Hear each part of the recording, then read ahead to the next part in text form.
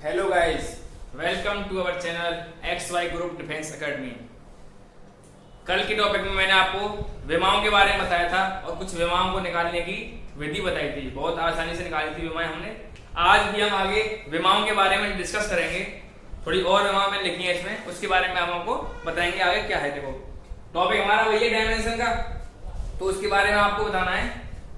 देखो, यहाँ पे बहुत सारी राशियां लिखी हुई है। मैंने आपको कल ही बताया था राशियों के बारे में। यहाँ पे लिखी थी बहुत सारी राशियां, उनकी विमा निकाली थी। आज और कुछ राशियां हैं, उनकी विमा निकालेंगे। इंपोर्टेंट है, ठीक है। तो देखो, आपकी पहली इसमें राशि कौन सी है? कोणीय विस्थापन। पहला आपका है कोणीय विस्थापन, तो इसको थीटा से दर्शाते हैं। कोणीय को कोण मीन्स थीटा। इसका सूत्र है ये वक्र अपॉन त्रिज्या, और इसकी इकाई क्या है? ऐसा इकाई रेडियन। ऐसा इकाई है इसकी रेडियन। तो इसका विमीय सूत्र क्या होगा? थीटा का विमीय सूत्र होता है MLT। सब की पावर क्या होती है? 0। हमें थीटा का तो विमीय सूत्र नहीं होता है। हमें कोण का कोई विमा नहीं होती, कोण की कोई विमा नहीं होती है, ठीक है। आगे आपका है कोणीय वेग। इसको W से डबल थीटा अपॉन T हो गया। इसका है रेडियन बटे सेकंड। इसका ऐसा इकाई है। तो इसकी विमा कैसे निकालेंगे? देखो, थीटा की कुछ नहीं होती, केवल यहाँ पे क्या है? T बचा है। तो m का 0, l का 0, t है यहाँ पे नीचे, तो ऊपर जाएगा तो किसका हो जाएगा? t की पावर माइनस के 1 हो जाएगी, ठीक है। क्योंकि m भी 0, l भी 0, केवल t समय दे रखा है आपको इसमें, तो t की पावर क्या हो जाएगी? माइनस के 1 हो जाएगी। आगे देखो, जड़त्व आघूर्ण। फॉर्मूला इसका I बराबर mr², kg into metre square की ऐसा इकाई है। तो इसका विमा कैसे निकालेंगे? इसी यहां से देखो, kg है और मीटर स्क्वायर है, तो kg मतलब द्रव्यमान। द्रव्यमान क्या होता है? द्रव्यमान के विमा क्या होती है? m, ठीक है। आगे क्या है? Into metre square. मीटर होती है तुम्हारी लेंथ, लंबाई, तो लंबाई जो होती है l। स्क्वायर है तो l पे क्या लगा दिया? 2 लगा दिया, ml²। अगर हमें t का लिखना तो t की पावर क्या लिखेंगे? हम 0 लिखेंगे। इसको लिखो या मत लिखो, क्योंकि किसी की भी पावर 0 हो, किसी की पावर 0 हो, उसका मीन क्या होता है? उसका मीन होता है 1। देखो, मान 2 की पावर 0 है, इसका मतलब 1 होगा। किसी की पावर 0 का आंसर क्या होता है? 1 होता है। तो ml2 इसकी क्या हो गई? विमा हो गई इसकी जड़त्व आघूर्ण की। इंपोर्टेंट है, ठीक। अभी आगे देखो, आवृत्ति F बराबर अपॉन T। आवृत्ति का मात्रा क्या होता है? Hertz, Hz। इसका मात्रा होता है हर्ट्ज। तो इसकी विमा यहाँ पे तो T आ रही है, समय, आवर्तकाल। तो इसकी विमा में क्या होगी? m0, l0, t1।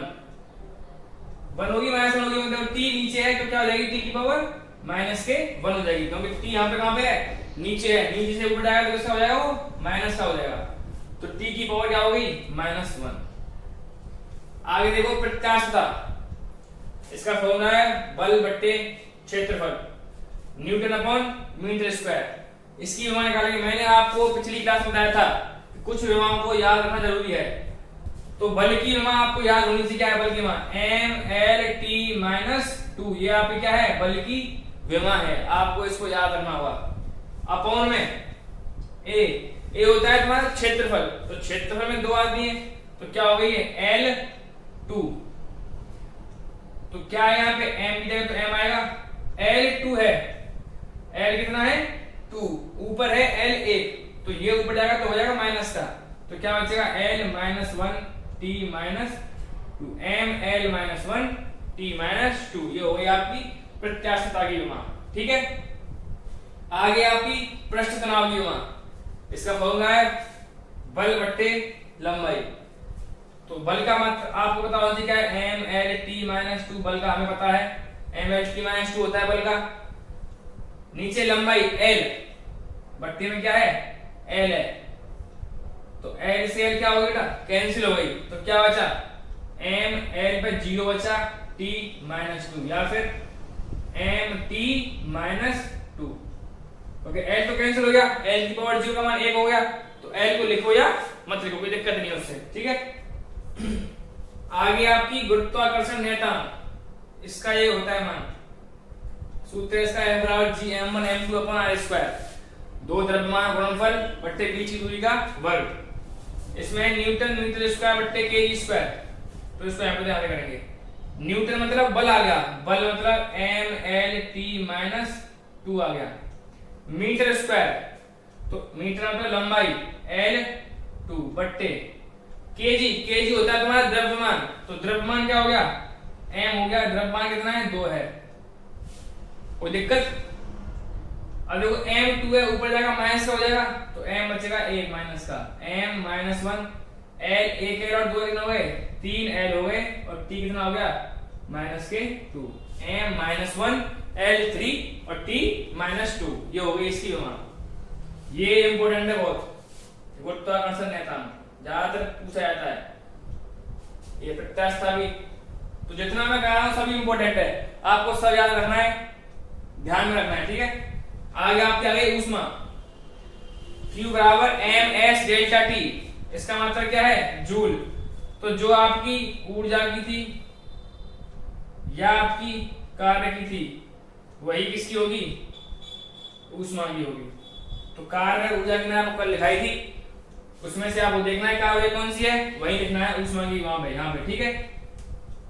बाकी सारे आप नोट करो इसको, और बहुत अच्छे से समझ में आना चाहिए, क्योंकि बहुत आसानी से निकल रही है चीजें। इकाई देख के आपको बहुत सारे निकाल लेंगे विमाएं, और कुछ याद भी होनी चाहिए आपको इनमें से, बल्कि आपको याद होनी चाहिए, ठीक है। नोट करो।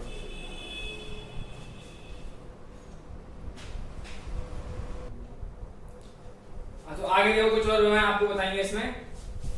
पहली इसका विमा है सार्वत्रिक गैस नियतांक। इनके फॉर्मूले और एसआई इकाई को ध्यान में रख के आपको इनकी विमाएं निकालनी है। तो देखो इसका फॉर्मूला है PV = nRT, और इसका एसआई इकाई क्या है joule upon mole dot kelvin. तो इसका विभव सूत्र क्या है mL2T-2 थीटा की पावर -1। ये सार्वत्रिक गैस नियतांक बहुत ही इंपॉर्टेंट है, अक्सर पूछी जाती है पेपरों में, एयरफोर्स नेवी के में, ठीक है। आगे देखो आपकी आवेश, आवेश का formula I = Q/T। Q means coulomb प्रति सेकंड, इसका मात्रा क्या है कूलम। तो इसकी विमा क्या हो गई AT या TA, कुछ बोलो, T समय की विमा है और A आपकी विद्युत धारा की विमा है, ठीक है।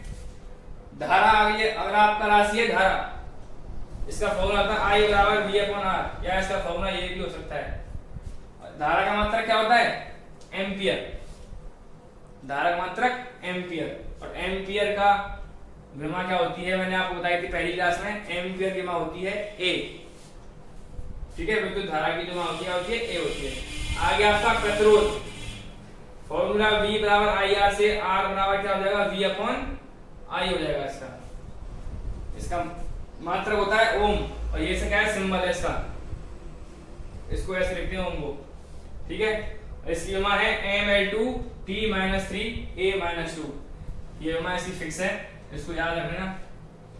आगे आपका चालकता S = 1/R, और इसका मात्रक क्या है महो, इसको बोलते हैं महो।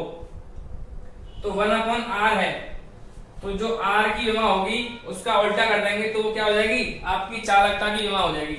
तो देखो यहाँ पे M प्लस का था, तो यहाँ पे किसका हो गया माइनस का, L प्लस का है माइनस का हो गया, T माइनस का था प्लस का हो गया, और A माइनस का, तो A भी किसका हो गया प्लस का हो गया। ये हो गई इसकी विमा होगी।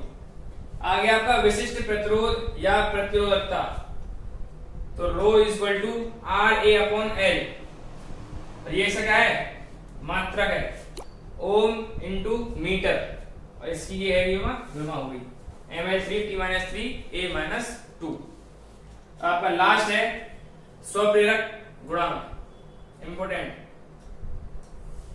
अक्सर पूछे जाते हैं पेपरों में। तो इसका फॉर्मूला है E = LdI/dt, या तो delta I upon delta T कर दो, इसको कुछ भी लिख दो, इसको सेम है दोनों। और इसका मात्रा क्या होता है हेनरी, और इसकी ये विमा है mL2T-2A-2 स्वप्रेरक गुणांक की विमा है।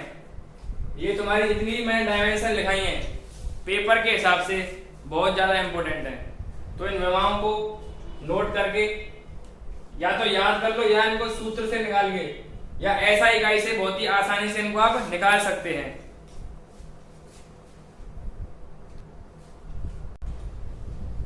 तो गाइस देखो, अभी आपको यूजेस ऑफ डायमेंशन देंगे, विमाओं के प्रयोग।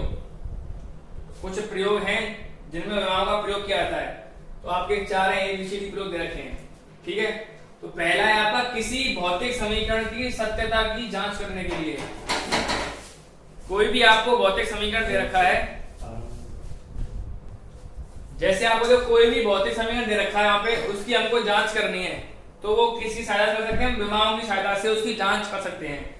दूसरा है आपका विमाओं का समाकता का सिद्धांत। समाकता मींस जैसे मान लो आपका s बराबर ut plus half at square है, तो समाकता मतलब सभी में विमाओं का जो मान है वो समान होना चाहिए। इन तीनों फॉर्मेट में विमाओं का मान क्या होना चाहिए? समान होना चाहिए। वो इसका समाकता का सिद्धांत हो गया। तीसरा आपका मात्रकों का रूपांतरण। तो इसमें लिखा है यह तर्क पर निर्भर करता है कि अंकीय मान n, कोई मान देखा आपको अंकों में n दे रखा है, और इससे संबंधित मात्रक कोई मात्रक देखा आपको u का गुणनफल नियत होना चाहिए। अगर अंकीय मान और मात्रक का गुणनफल नियत है तो वो आपका डायमेंशन का प्रयोग हो जाएगा। जैसे देखो, ये आपका n अंकीय मान है और u का क्या है? आपका मात्रक है, तो क्या है? किसके बराबर है? कांस्टेंट के बराबर, नियत है। या फिर n1 u1 n2 u2। मात्रक हमेशा विमा में कोष्टक में रहेंगे और अंकीय मान कहाँ रहेगा? बाहर रहेगा। और आपका लास्ट है कई भौतिक राशियों के बीच संबंध स्थापित करने के लिए। इसको पढ़ लेना आगे। देखो, पहला आपका किसी भौतिक समीकरण की सत्यता की जांच करने के लिए।